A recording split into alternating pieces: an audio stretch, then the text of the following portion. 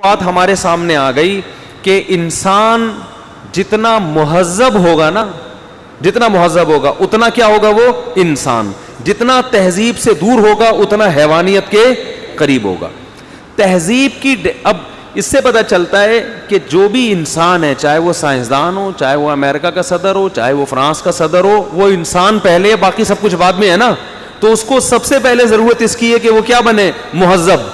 اور تہذیب کی ڈیفینیشن قرآن کے علاوہ دنیا کی کوئی کتاب بیان نہیں کرتی.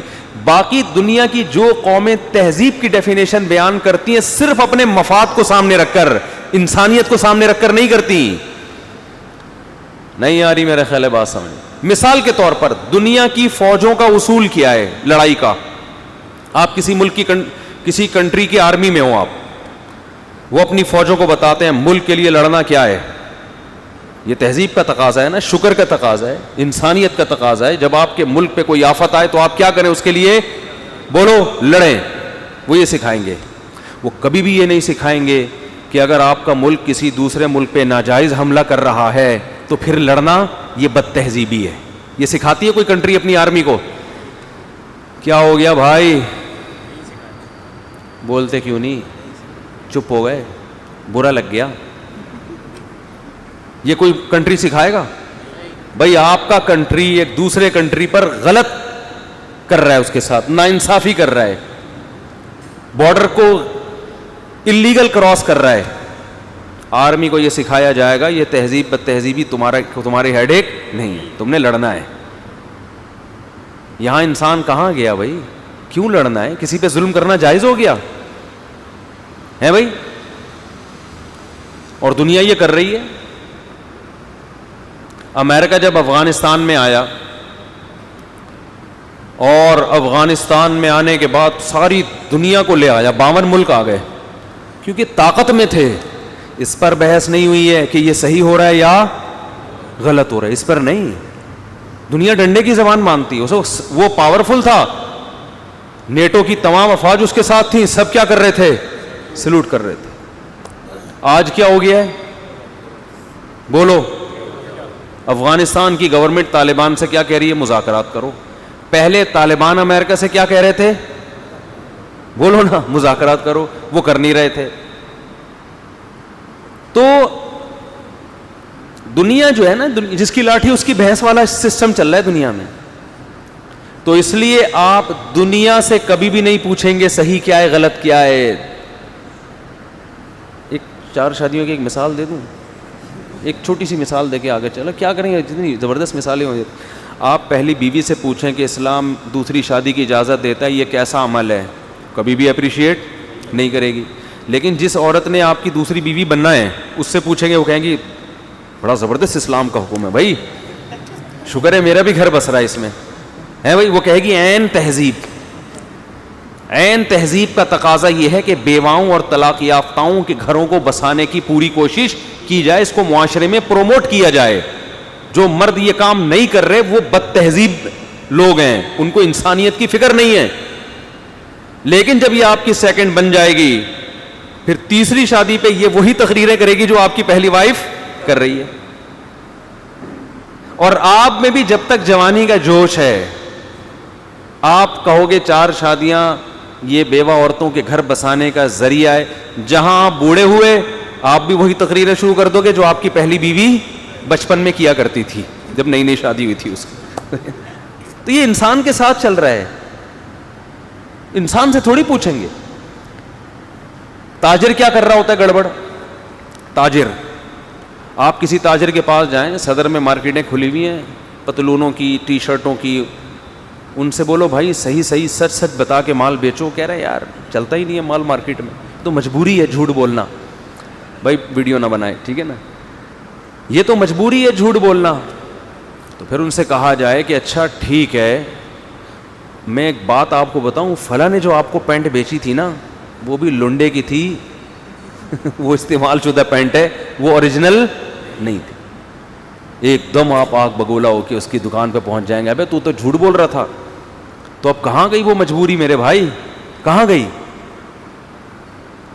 اسلام کے جتنے بھی احکام آپ دیکھیں گے نا وہ انسانیت کو، کیونکہ اللہ کا کسی سے مفاد نہیں ہے، نبی صلی اللہ علیہ وسلم نے فرمایا، حدیث قدسی، اللہ فرماتے ہیں کہ اے انسانوں تم سارے میرے خلاف ہو جاؤ، ٹھیک ہے نا، میرے خلاف نعرے لگانا شروع کر دو، میرے باغی بن جاؤ، تو میری حکومت میں اتنی سی بھی کمی نہیں آتی جتنی سمندر میں سوئی ڈال کے نکالی جائے اور سمندر میں کے پانی میں کمی آتی ہے، اتنا بھی مجھ پہ اثر نہیں ہوتا، ہماری کیا اوقات ہے میرے سامنے۔ تو اس لیے اللہ جو قانون سازی کرتا ہے، اب افغانستان میں طالبان بہت تیزی سے پھیل رہے ہیں، شراب پہ کیا لگ رہی ہے؟ پابندی۔ ساری دنیا جانتی ہے کہ شراب اچھی چیز نہیں ہے، لیکن جب اسمبلیوں میں شراب کا بل پیش ہوگا تو وہ کبھی بھی انلیگل نہیں قرار دے سکتے، کیونکہ اسمبلیوں میں پہنچے ہوئے بعض دفعہ بہت سے لوگ خود پی رہے ہوتے ہیں، وہ ایسی چیز کو کیسے انلیگل قرار دے سکتے ہیں جس میں سب سے پہلے ان پہ کوڑے لگے ہیں، حالانکہ سب کو پتہ ہے یہ انسانیت کے لیے نقصان دہ ہے۔ تو اس لیے اس کے لیے ایسی پاور چاہیے ہوتی ہے جو انسانوں سے ہٹ کر ہو۔ آپ جب اسلام کو فالو کرو گے، آپ اسمبلی میں پہنچ کے اگر پیو گے بھی تو بھی آپ اس کو لیگل نہیں قرار دے سکتے، کیونکہ آپ بولو گے بھائی میں پابند ہوں کس کا؟ اللہ کے قانون کا۔ ہم نے بعض لوگ دیکھے ہیں، دیندار ہیں، مولانا ہیں، کوئی غلطی کر رہے ہیں، کوئی جرم کر رہے ہیں، ہم نے ان سے فتویٰ لیا، انہوں نے لکھ دیا یہ حرام ہے۔ میں نے ان سے پوچھا یہ تو آپ بھی یہ کام کرتے ہیں؟ انہوں نے کہا بھائی غلط کرتا ہوں، میں شریعت تھوڑی چینج کر سکتا ہوں۔ سمجھ میں نہیں آ رہی بات؟ کہ میں شریعت تھوڑی چینج سکوں، میں غلط ہے تو غلط کر رہا ہوں، لیکن جو شریعت ہے وہ میرے کہنے سے تبدیل نہیں ہوگی۔ انہوں نے کہا میرے لیے بھی دعا کرو، اللہ کرے یہ جرم مجھ سے بھی چھوڑ جائے۔ تو ہم نے تو بہت دفعہ دینداروں کو دیکھا ہے، وہ بعض عورتیں پردہ نہیں کر رہی، ان سے کہا جاتا ہے پردہ کرو، بے پردگی بری چیز ہے، کہ نہیں بھائی مانتے ہیں بری چیز ہے، ہم سے نہیں ہو رہا، لیکن ہم شریعت کو تبدیل نہیں کر سکتے۔ تو یہ غیر تبدیل شدہ ہے، تو یہ اسلام کے علاوہ کسی کے پاس نہیں ہے یہ ان چیزوں کا حل۔ بے پردگی سے عورت کا بہت نقصان ہے، بے پردگی سے مرد عورتوں کی طرف مائل ہوتے ہیں، ٹھڑک پوری کرتے ہیں، نکاح کر کے بیوی بنا کے عزت سے گھر میں نہیں رکھتے، اس کے بچوں کی کفالت نہیں کرتے، لیکن یہ ایسا نقصان ہے جو فوری نظر نہیں آتا، یہ بعد میں ظاہر ہوگا۔ انسان فوری فائدے کو دیکھتا ہے، دور کے نقصانات کو نہیں دیکھتا۔ آپ دیکھو بچے اسکول میں پڑھتے نہیں ہیں، کیوں بھائی رزلٹ خراب ہوگا، وہ کہیں گے رزلٹ بعد میں خراب ہوگا، ابھی جو بنٹے کھیل رہے ہیں اس کا جو مزہ ہے وہ اپنا مزہ۔ انسان کی ایک عادت ہے، وہ فوری فائدے کو حاصل کرتا ہے۔ سگریٹ پینے والا سگریٹ کیوں پیتا ہے؟ کہہ رہا ہے یار کینسر ہوگا تو 10 سال کے بعد ہوگا نا، ابھی تھوڑی ہو رہا ہے، تو 10 سال تک تو مزے اڑانے دو نا۔ شراب پینے والا کہتا ہے جگر خراب ہوگا تو یار ابھی تھوڑی ہو رہا ہے، جب ہوگا تو دیکھا جائے گا، ابھی تو مزے لو۔ یہ انسان جب جلدی کوئی لذت مل رہی ہوتی ہے تو اس جلدی کے چکر میں دیر کے نقصان کو بہت سے لوگ برداشت کر لیتے ہیں۔ بے پردگی سے معاشرے میں جو نقصان ہوتا ہے فوراً نہیں ہوتا، فوری طور پہ تو بڑا فائدہ ہوتا ہے۔ فوری طور پر عورت برقع اتار کے پھینک دیتی ہے، آزاد، چلو بھائی گھوم رہی ہے پھر رہی ہے، کوئی اس کو چھیڑتا بھی نہیں ہے اس ماحول میں جہاں ساری بغیر برقعے کے گھوم رہی ہوں، تو کہتی کتنی آزادی ہے۔ اور وہ دیکھو فلاں ملک میں ایسے برقعے میں کیسے سانس گھٹ رہے ہیں، ان کا وقتی نقصان ہے، لیکن آہستہ آہستہ کیا ہوگا؟ جن ملکوں نے پردے کی پابندی ہٹائی ہے ان پہ حال جا کے دیکھو کیا ہو رہا ہے۔ عورت ترستی ہے، یہ جو آپ یورپ اور امریکہ اور ان لوگوں کی عورتوں کی آزادی پہ فخر کرتے ہو نا، عورت ترستی ہے کہ مجھے کوئی عزت دار آدمی بیوی بنانے کے لیے تیار ہو جائے، مگر مرد اس کام کے لیے تیار نہیں ہوتا، ترستی ہیں۔ تباہ کر دیا معاشرے کو۔ تو اسلام کیا کرتا ہے؟ اسلام ڈیفائن کرے گا یہ تہذیب ہے اور یہ بد تہذیبی، اس میں پھر جب اللہ کا حکم ہے تو آپ کے پاس آپشن ہی نہیں ہے، تو اس کی ضرورت چند لوگوں کو نہیں ہے، اس تہذیب سیکھنے کی اس کی ضرورت ہر انسان کو ہے۔ تو بڑے بڑے فالٹ ہیں بھائی ان غیر مسلموں میں، ان کے نظام میں، ان کو یہی نہیں پتا ہم پیدا کیوں ہوئے ہیں۔ جس کو یہی نہ پتا ہو کہ ہمارا دنیا میں مقصد کیا ہے، یہیں سے گڑبڑ شروع ہو گئی نا، تو کہہ رہا وہ کوئی مقصد نہیں ہے، کیا کریں اب، ویسے ہی آ گئے ہم دنیا میں، ونس اپون اے ٹائم ایک حادثہ ہوا تھا، آ گئے، تشریف لے آئے ہم، اب کیا کریں بھائی، اب کیا کہ جو مرضی کرو، تو دھکے کھاتا رہے گا ساری زندگی، اب کیا کروں میں بھائی، کھاؤ پیو موج مستی کرو، وہ تو سوچتا ہی رہے گا کرنا کیا ہے۔ ہمارے ہاں بچہ پیدا ہوتا ہے، ذرا سی عقل آتی ہے اس کو بتا دیا جاتا ہے بیٹا آخرت بھی ہے، اللہ کے سامنے جواب دینا ہے، ان اصولوں کو سامنے رکھ کے زندگی گزارنی ہے۔ دنیا اصل نہیں ہے، اصل کیا ہے؟ آخرت ہے۔ ہمیں یاد ہے بچپن میں ہمارے والد صاحب تو بہت نصیحت کیا کرتے تھے, اللہ ان کی مغفرت فرمائے, بہت کہ جھوٹ بولنے سے یہ سزا ملتی ہے, سچ بولنے سے یہ فائدہ ہوتا ہے, احادیث بھی سناتے تھے, فضائل اعمال کی تعلیم بھی کرتے رہتے تھے. تو ہمیں یاد ہے اگر ہمیں کبھی کہیں مجبوری میں, چھوٹے بچے ہوتے ہیں نا جھوٹ بولتے دیتے ہیں, تو ہم اللہ سے بھی توبہ استغفار کر رہے ہوتے تھے کہ ہمیں پتہ ہے یہ کیا ہو گیا, یہ غلط ہو گیا, یہ کیا ہو گیا, یہ وہاں سزا نہ ملے اس کی. اب وہ باتیں یاد آتی ہیں. تو یہ موٹیویشن اور قانون پر عمل کرانے کے لیے جو محرک ہے یہ غیر مسلموں کے پاس نہیں ہے. کیسے آپ اس کو لے کر آؤ گے بھائی؟ تو تہذیب صرف اور صرف کس کے پاس ہے؟ اسلام کے پاس, اسلام کے علاوہ ہے ہی نہیں.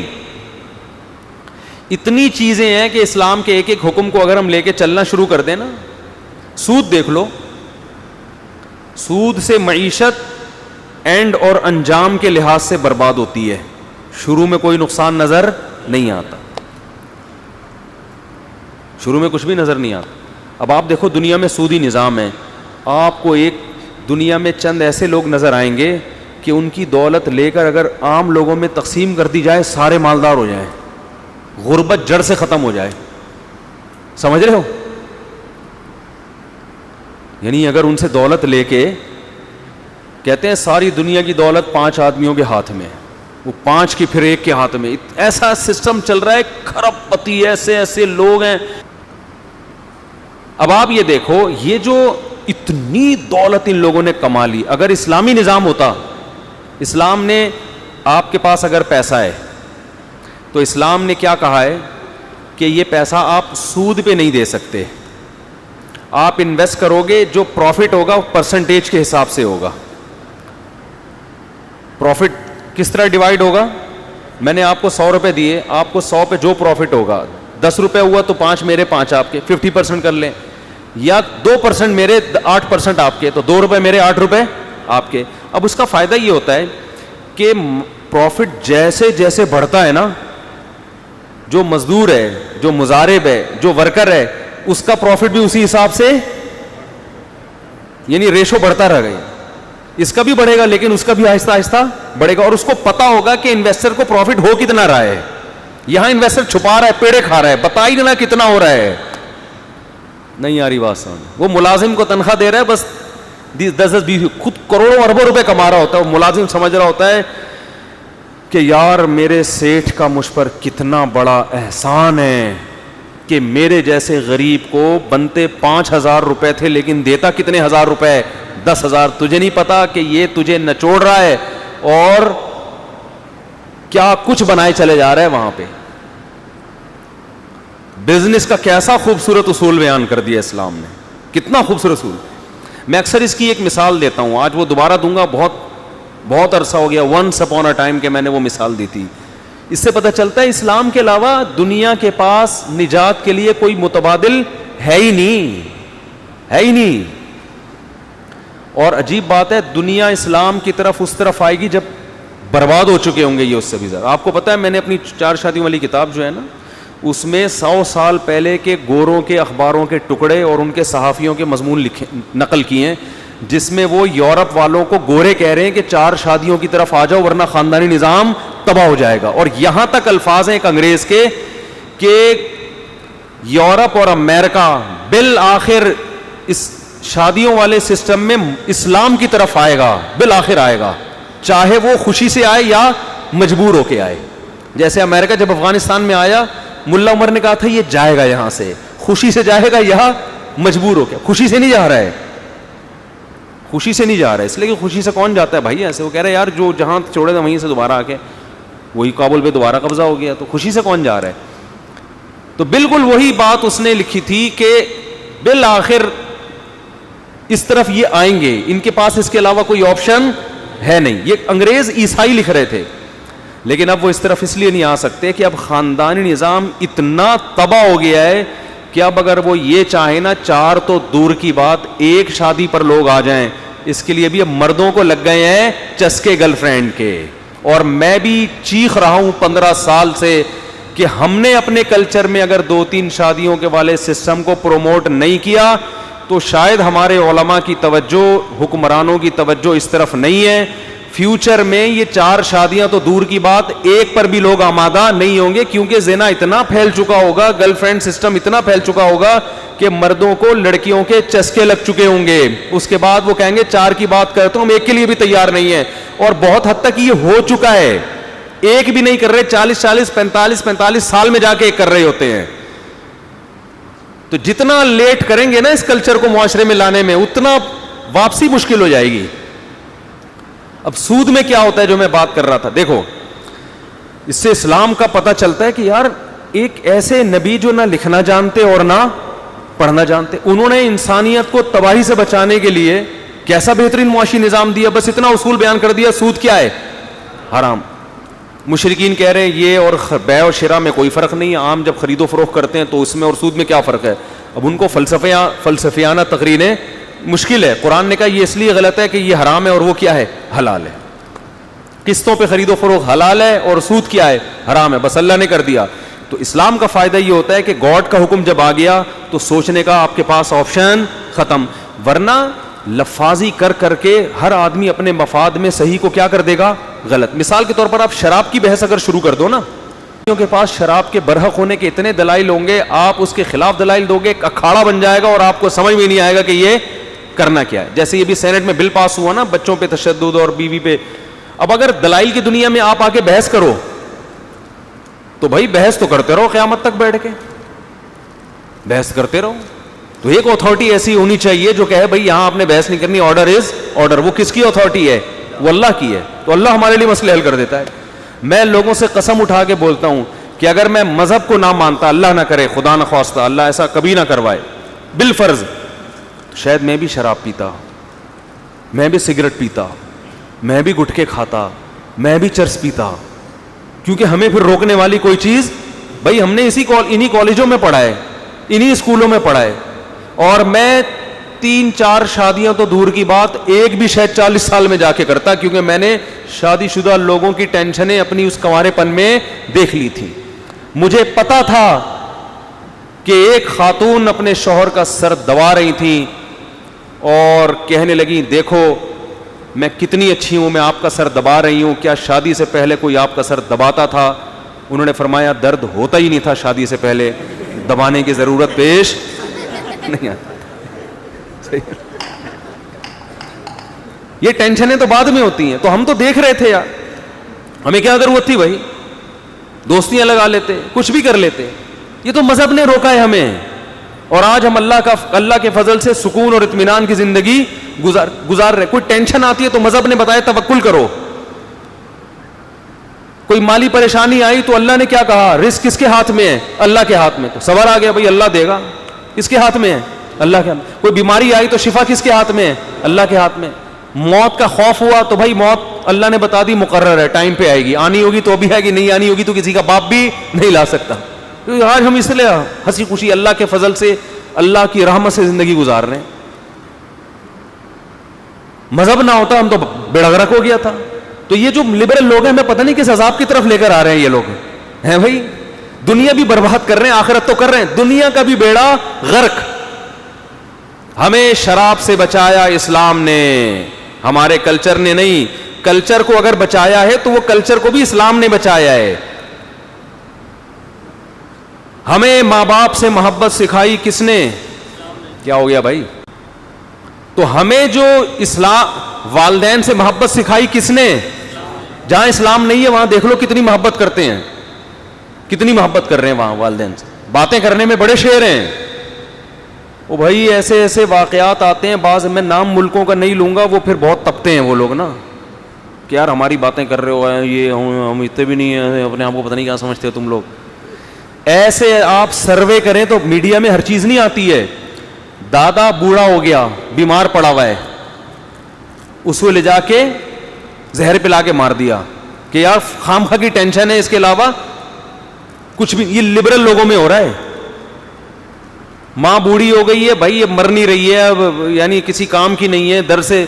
بھائی بڑھاپا 20-30 سال چلتا ہے انسان کا, بعض دفعہ 20 سال ماں کو چاہیے ہوتا ہے کہ اولاد ان کی خدمت کرے, 30 سال بستروں پہ پڑی رہتی ہیں. بعض دفعہ باپ کی یہ کیفیت ہوتی ہے لبرل آدمی جو دنیا کو اصل سمجھتا ہے وہ باپ پہ 30 سال اپنے برباد تھوڑی کرے گا. وہ پاگل ہے, باپ لقوے کا مریض ہے یا باپ کومے میں گیا ہوا ہے, وہ 10 سال ابا کی خدمت میں امریکہ نہ جائے ہیں بھائی. اور ان کے ہاں ہوتے بھی اکلوتے ہی ہیں, وہ اکیلا ہی ہے اور کہہ گئے ہمارے یہاں تو 8-10 ہوتے ہیں, اس کو امریکہ بھیج دیا, ایک شفٹنگ پہ ابا کی خدمت میں لگ گیا, دوسرا آیا یہ والا چلا گیا. ان کے ہوتے بھی کتنے ہیں, ایک. تو وہ پاگل ہے یار, وہ اپنا فیوچر 20 سال باپ پہ قربان کر دے. وہ کہے گا میں ایک ہی زندگی ملی ہے لائف کو انجوائے کرنے کے لیے, تو میں ابا کی خدمت نہیں کر سکتا. وہ اس کے دل میں آئے گا ابا کسی طرح سے مارکیٹ سے شارٹ ہو جائیں. یہ ان کے اندر کی باتیں بتا رہا ہوں آپ لوگوں کو, یہ ان کے اندر یہ جذبات ہوتے ہیں. یہ ہمارے یہاں ہے کہ یار پھر بھی نہ مرے, جنت کمانے کا موقع مل رہا ہے.